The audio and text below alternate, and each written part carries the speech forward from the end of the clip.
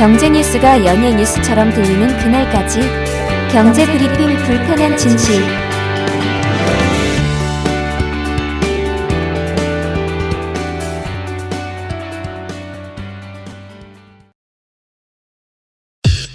EPD의 픽.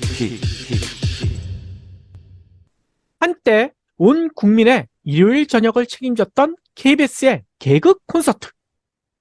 빰빰빰 하면서 개그 콘서트 끝나는 음악만 나오면 월요병이 시작된다, 이런 말까지 있을 정도로 인기가 많았잖아요. 그렇죠. 근데 그러던 인기가 사그라들면서 3년 전 종영당하는 수모에도 처해졌었어요. 그런데 최근 뉴스를 보니까요, 개그 콘서트가 부활한다고 하더라고요. 와우. 다음 달입니다. 11월 12일 일요일인데 시간은 좀 늦어졌더라고요. 아무튼 다시 방송을 탄다고 합니다. 그런데 한 가지 걱정되는 게 있더라고요. 이 3년 전 개그 콘서트가 왜 망했을까요? 재미가 없었거든요. 그렇죠. 재미도 없었고 또 다른 이유도 여러 가지가 있겠지만 또 하나 꼽을 수 있는 게 이거거든요. 정치 때문이다. 왜냐하면 정치계에서 벌어지는 황당한 일들이 개콘보다 더 기가 막히고 재밌었다. 이 때문에 국민들이 개콘 보고 웃을 수가 없다. 현실이 더 재밌는데, 네. 이런 우스갯소리가 있었지 않았습니까? 이 때문에 이런 의심도 들어요. 앞서 개그 콘서트가 부활한다고 했는데 과연 잘 될까? 이 부활을 준비하는 개콘 관계자분들에게는 너무나 죄송한 이야기지만요, 다시 인기를 끌 수 있을까? 쉽지 않을 수도 있지 않을까? 이런 생각이 들어요.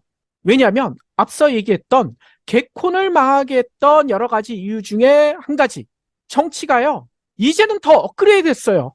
더 황당한, 그리고 우픈 재미를 국민들에게 이 선물 아닌 선물을 하고 있거든요. 네.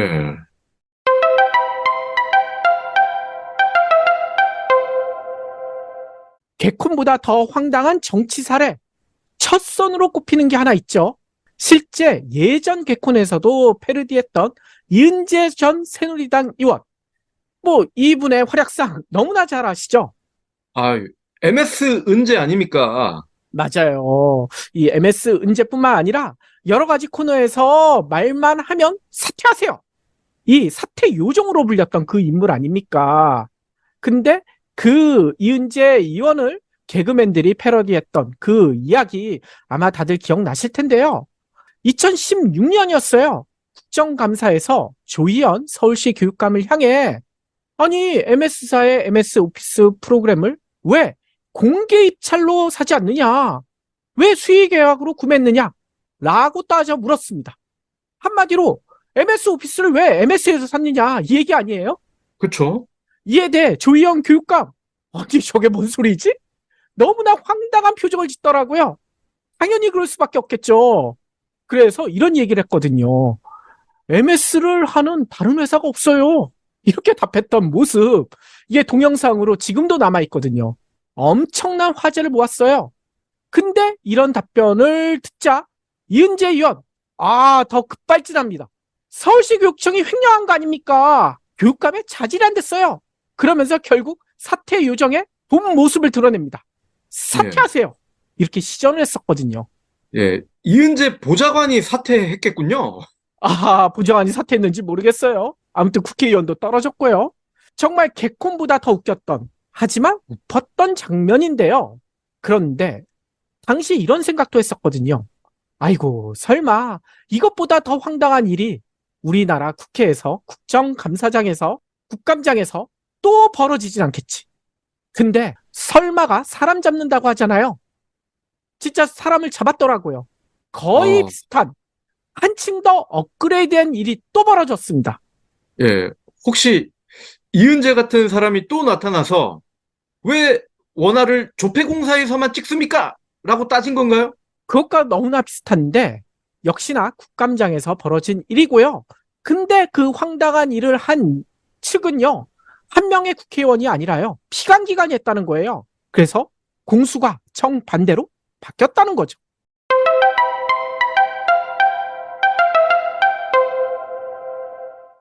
올해 국정감사에서 정부가 내년도 R&D 예산안을 대폭 삭감한 거, 이거 경부진에서도 여러 차례 지적했잖아요.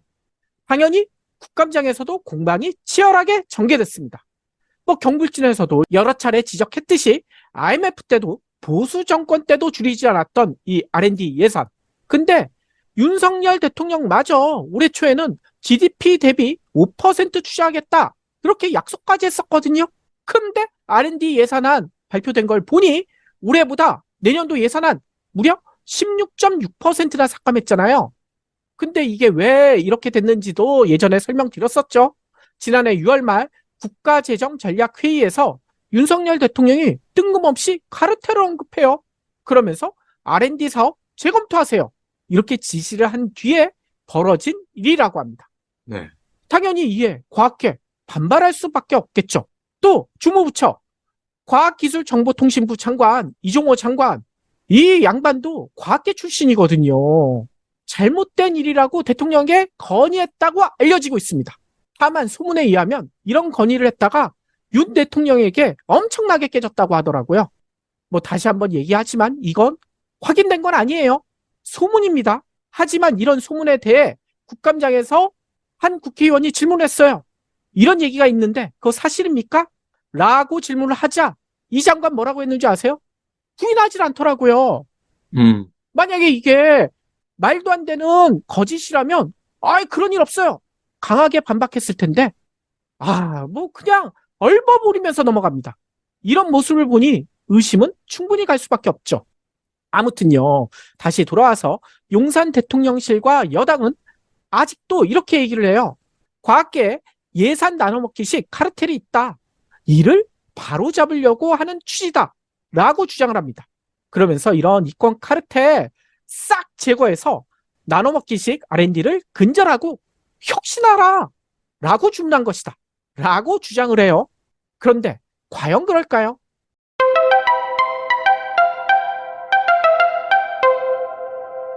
이번 R&D 예산 삭감이 얼마나 졸속으로 진행된지 보여주는 단적인 사례가 하나 있어요.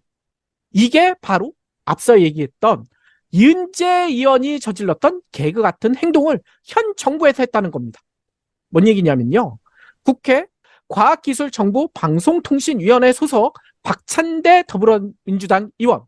이번 국정감사에서 당초 내년도 극지 R&D 예산 이게 1,058억 원으로 책정돼 있었는데 카르텔 얘기하면서 정부가 예산 조정을 했다는 거예요. 그래서 710억 원이나 깎였다고 합니다. 무려 67%나 삭감됐어요. 그 이유를 따졌다는 거예요. 아니, 혹시 극지연구소의 성과가 너무 적어서일까? 잠시 여기서 좀 얘기해 드려보자면 극지연구소에 대해서 우리가 좀 알아야 될 것 같아요. 극지, 어딥니까? 남극, 북극이겠죠? 그렇죠. 남극과 북극을 중심으로 한 주변 지역을 뜻하죠. 이곳은요, 온도 변화에 따른 반응이 민감하게 나타난다고 합니다. 따라서 지금 전 세계적으로 문제가 되고 있는 기후변화를 감지하고 예측할 최적지로 꼽히고 있다는 거예요. 뿐만 아니라 극지 생물들도 있죠. 이 극지 생물들에게는 우리가 아직까지 발견하지 못한 항생제나 치료제, 후보 물질 이런 것들도 있을 가능성이 매우 높은 것으로 알려져 있어요. 유전자원 연구도 이 극지에서 많이 진행된다는 거죠. 그러면 여기서 문제. 우리나라는 극지 연구소가 몇 개나 있을까요? 유명한 거는 뭐 세종기지, 다산기지가 있잖아요. 그렇죠. 근데 그거 말고 한 개가 더 있습니다. 3개나 있어요. 남극에 2개, 북극에 1개. 남극에는 박 PD가 얘기했던 세종기지, 그리고 장보고 기지가 생겼거든요. 그리고 북극에는 다산기지가 있습니다. 근데 이것만이 아니에요. 우리가 기지만 있는 게 아니거든요. 빙산을 깨면서 항해할 수 있는 배가 있잖아요. 세빙선. 맞습니다. 우리나라 세빙선이 있는데 유일의 세빙선 아라운호라고 있거든요. 이 아라운호도 북극, 남극에서 각 활동을 하고 있다는 거예요. 극지 연구에 힘을 보태고 있죠. 그런데 이런 생각하시는 분들도 간혹 계실 것 같아요. 아니 거기서 연구한다고 뭐가 있겠어. 하지만 그렇지가 않다고 합니다. 지난 10일 극지연구소가요. 이런 자료를 발표했어요. 북극 바다에서요. 이산화탄소보다 온실 효과가 수십 배 강한 메탄가스를 분출하는 구멍을 실제 발견을 했다고 합니다. 있을 것이라고 과학자들은 얘기해 왔지만 실제로 본 적은 없었거든요. 근데 그 구멍을 우리나라 극지연구소에서 발견했다는 거예요. 북극해에서는 고농도 메탄이 방출되는 현상 이전에도 관측은 된 바가 있다고 합니다. 근데 실제 방출구의 모습 이거 직접 찍어서 확인한 것은 이번이 세계적으로도 처음이라는 거예요. 근데 이게 뭔 의미가 있느냐? 북극 온난화의 원인 지금 북극해가 녹고 있다고 하잖아요. 그래서 예전 방송에서도 말씀드렸어요. 북극 항로가 열리고 있다. 근데 그 원인 중에 하나를 세계 최초로 우리나라가 밝혀냈다는 겁니다. 이를 통해 앞으로 기후변화, 전 세계적으로 피해를 주고 있는 기후변화도 예측이 가능할 것으로 지금 과학계는 기대를 하고 있다는 거예요. 네. 이것뿐만이 아니에요. 재작년엔 또 놀라운 발표가 있었어요. 극지에 사는 균류 그리고 조류에 공생체가 있대요. 이게 지류라고 하는데 이거 뭐 길게 설명드리면 복잡해지니까 이것만 말씀드릴게요. 이게 어떤 의미가 있느냐? 치매 치료제 후보 물질이라는 거예요. 치매를 치료할 수가 있다는 겁니다. 이 지류를 통해서요. 이게요. 특허도 벌써 출원했다고 합니다. 왜냐하면 작용기전이라고 하거든요. 어떤 약이 어떤 과정을 통해서 효과를 나타내는지 이게 작용기전인데 이것도 이미 우리나라 극지연구소가 밝혀냈다는 거예요. 따라서 극지연구소는요. 내년에 실용화 연구를 통해 후보 약물을 확보하고 이게 또 약이니까 임상실험을 해야 되잖아요. 전 임상실험을 신청할 계획이었다고 합니다. 뿐만 아니라 2021년에는 안국약품과도 치매 치료제 개발을 위한 업무 협약도 이미 체결한 바가 있다고 해요. 즉, 이 얘기가 뭐냐? 이거 잘만 하면 연구를 계속 꾸준하게 하기만 하면 우리나라가 인류를 가장 크게 괴롭힌 것 중에 하나인 치매 탈출의 종주국이 될 수 있다는 말 아니에요? 네. 그야말로 칙팟이 터지는 거예요. 이를 통한 경제적 성과, 측정이 불가능할 정도다. 이렇게 알려지고 있거든요. 근데 이 모든 게 한순간에 물거품이 될 위기에 놓였다고 합니다. 그 이유가 뭐냐면요. 내년도 이 치매 치료제 관련된 연구개발 예산 61억 원이 배정돼야 되는데 61억 원 그렇게 많지도 않잖아요. 근데 이걸요 4억 원만 남기고 전액 삭감했대요. 허허. 아니 4억 원 가지고 어떻게 연구를 합니까? 61억 원도 너무 적어 보이는데요. 인건비도 안 되겠는데요? 그러니까요. 아니 도대체 현 정부에서 이걸 이렇게 크게 삭감한 이유가 뭘까? 이것도 바로 앞서 얘기했던 카르텔로 지적됐다는 거예요. 극지를 연구하는 곳에 무슨 카르텔 이런 지적을 할 수가 있는데요. 그런데 과학기술정보통신부는 이렇게 설명합니다. 들인 예산에 비해 성과가 너무나 미미하대요. 아니 치매 치료제 후보 물질 발견했잖아요. 근데 성과가 너무 미미하대요. 아, 약으로 당장 안 나왔다 이거죠? 그러니까요. 아니 우리가 코로나 덕분에 거의 모든 국민이 알고 있잖아요. 신약 개발 엄청 시간이 오래 걸린다. 원래 기초 연구에서 임상까지 10년이 훌쩍 넘게 걸리는 경우가 많다. 대표적으로 코로나 백신으로 떼돈을 벌었던 모더나 같은 경우 이거 10년 넘게 연구하지 않았습니까? 근데 스타트업으로 출발했던 모더나가 10년 넘게 연구할 수 있었던 비결이 미국 정부가 끊임없이 투자를 해준 덕분 아니에요. 이 사실 우리 국민들도 다들 알고 있어요. 근데 우리나라는요. 겨우 2년밖에 안 된 연구에서 성과가 없다. 발견하면 뭐해? 이거 약 안 되지 않았느냐? 이러면서 내년도 연구 예산을 대폭 삭감했다는 겁니다. 이거 우물에서 숭늉 찾는 것과 뭐가 다릅니까?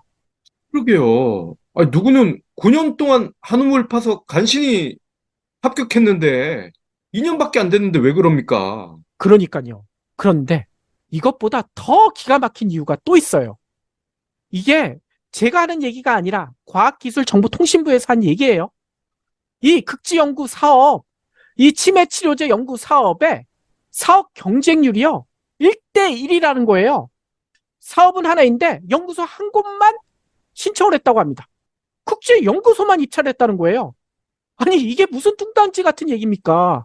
그러게요. 이 조폐공사에서만 돈 찍어낸다고 불만을 제기하는 거랑 똑같은 거 아닙니까? 그러니까요. 극지를 연구하는 그 연구를 극지연구소에서 하지 도대체 어디서 하라는 얘기예요? 아니 경제연구소에서 극지 가가지고 연구해야 됩니까? 아니면 정치연구소에서 극지 가서 연구해야 되나요? 이건 마치 이은재가 MS 오피스를 왜 MS에서만 샀냐라고 따진 것보다 더 심하지 않나요? 이렇게 개콘보다 더 웃긴 상황인데 졸속삭감이 아니라니 이게 말이 됩니까? 네. 문제는요, 우리가 이렇게 개콘 같은 상황이 펼쳐지는 이 와중에도 경쟁국들은 치고 나가고 있다는 점이에요. 여러 가지 설명하기 복잡하니까 한 가지에만 들게요. 한때 개콘에서 마대전자 얘기가 나왔었죠. 이 중국 제품 품질이 너무 떨어진다 이러면서 놀림을 했었잖아요. 근데 뭐 중국은 그 이후에도 우주선까지 쏘고 뭐 여러 가지 자체 기술을 상당히 확보했다고 알려지고 있지만 그래도 우리 국민들 대부분은 이런 생각하실 거예요. 스마트폰에서만큼은 갤럭시가 최고 아니냐. 중국에서 나오는 스마트폰 한참 뒤처진다. 보통 이렇게 여기고 계시잖아요. 그쵸. 국내에서는. 그래서 중국산 스마트폰 수입돼도 거의 팔리지가 않을 정도 아닙니까?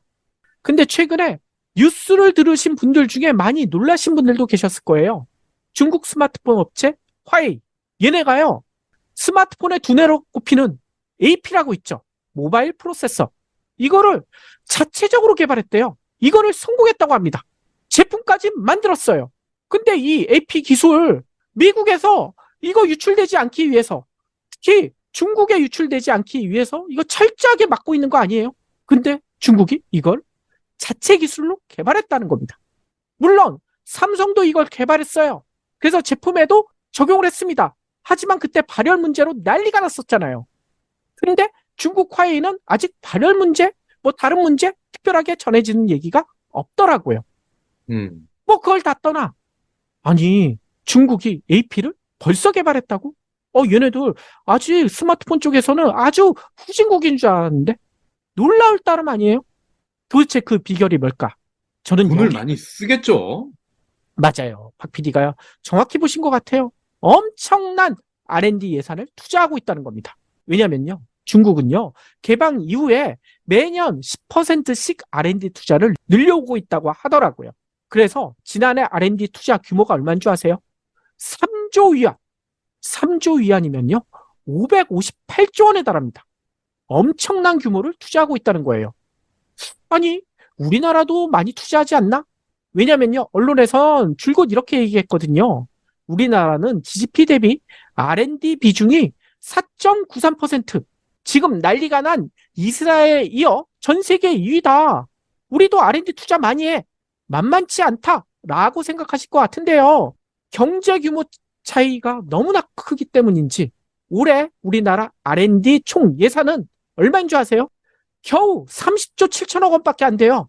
중국과 비교하면 18분의 1, 18배가 넘게 차이가 납니다. 아이고야. 하필 또 18배군요. 그러니까요. 그런데 더 큰 문제는 내년에는 이 차이가 더 커질 수밖에 없다는 거예요. 중국은 또 10%를 늘릴 텐데 우리나라는 무려 16.6%를 삭감하고 있잖아요. 저는요. 이런 악몽에 시달려요. 머지않아 중국 개그 프로그램이나 뉴스에서 우리나라를 마대전달하고 놀리는 그런 개그 같은 일이 벌어지지 않을까.